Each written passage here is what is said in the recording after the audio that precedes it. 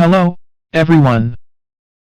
The video shows how to integrate YiLuProxy in Postman API platform. Firstly, configure YiLuProxy settings as shown video. Then select rotating residential or data center IP. Select a country, state, and city.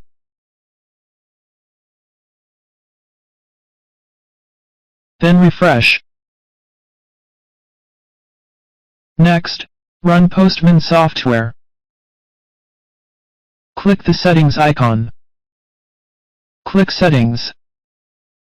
Click Proxy. Turn off the default proxy and system proxy. Select Add a custom proxy configuration. Select HTTP proxy type. Then copy a YiLuProxy dynamic IP address and port. Paste them. Turn on Proxy Auth button. Copy a username and password.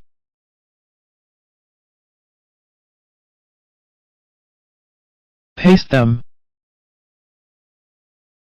Then you can set proxy bypass according to your needs. Click Times icon to save changes. You can enter proxy settings to check it. Okay, the video is over. Thank you for watching and subscribing.